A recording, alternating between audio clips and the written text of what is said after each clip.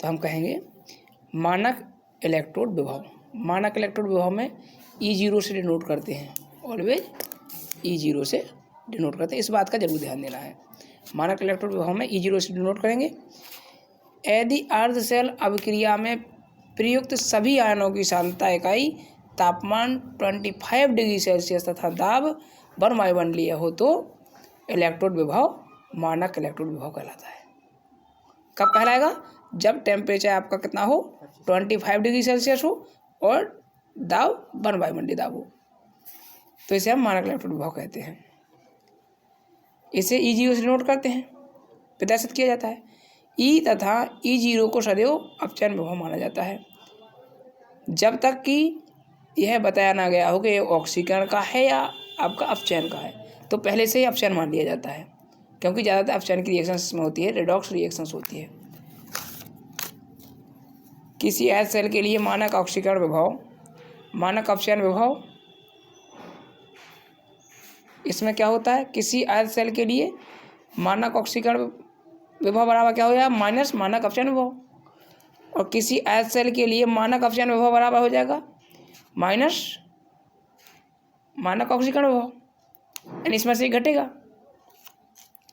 जैसे हम देखते हैं कॉपर का मानक इलेक्ट्रोड विभव कितना होता है?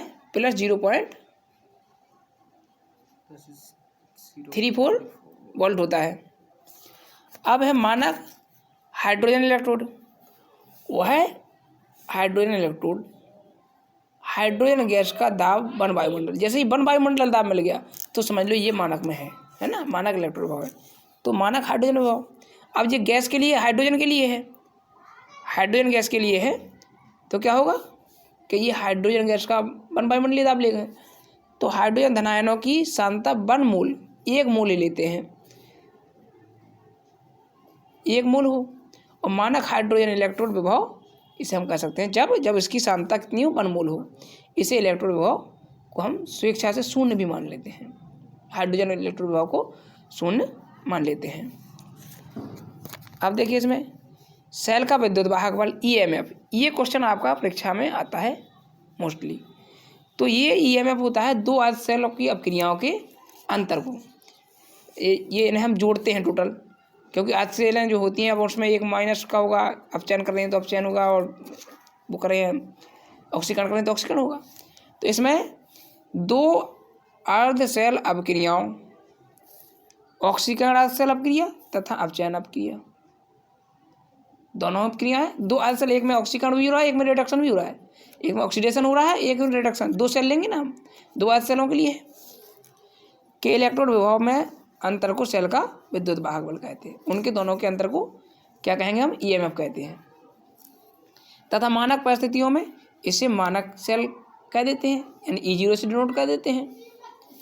सेल का विद्युत वाहक बल EMF बराबर क्या होता है?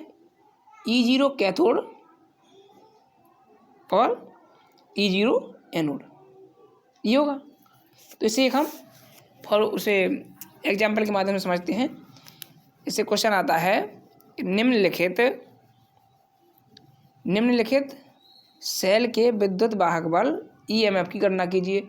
अब 2 सेल दे दिए, एक में कैडमियम और एक में सिल्वर है, 2 सेल दिए हैं, और दोनों के ही क्या दे देते हैं साथ में? वो इलेक्ट्रोड विभव दे देते हैं। कितना कितना है? मान उनके साथ में आते हैं, आप देखिए कभी भी एग्जाम में इसमें मान साथ में आए। जैसे कैडमियम धन 2 करता है, कैडमियम का इलेक्ट्रोड विभव, मानक इलेक्ट्रोड विभव दिया गया है -0.40 वोल्ट, तथा सिल्वर का दिया गया है कितना? 0. ये प्लस में है, लेकिन इसे ध्यान रखिए ये किस में है? प्लस में है। तो ये 0.80 वोल्ट। अब इस दिया किस के लिए है? अर्ध सेल के लिए। ये दोनों मान किसी के लिए दिए हैं? अर्ध सेल के लिए। तो विद्युत वाहक बल की हम गणना करेंगे। EMF बराबर क्या हो जाएगा? E0 cathode minus E0 anode.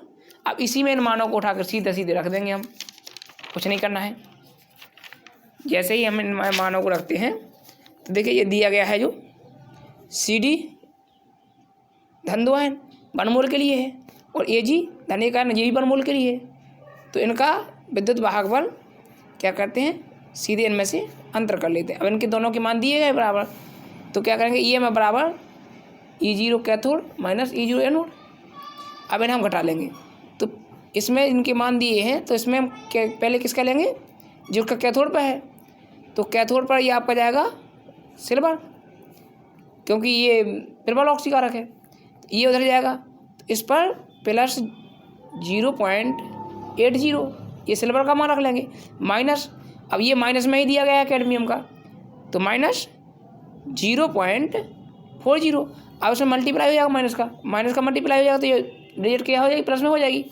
तो प्लस क्या में आ जाएगी, बराबर क्या हो जाएगी 0.80 प्लस 0.40। अब ये जो कल क्या कर देंगे, अब इनका हम जैसे प्लस करेंगे, एडिशन कर देंगे, तो एडिशन करने पर क्या हो जाएगा प्लस 1.20 वोल्ट। ये आपका EMF निकल के आ जाता है। तो इस प्रकार से हमने क्या समझा, EMF निकालना। किसी प्रकार की डिजिट आ जाए उसमें आपके साथ में क्या दे देते हैं, वो वोल्ट दे देते हैं, हमें केवल गणना भर करनी होती है तो साथ में देते हैं।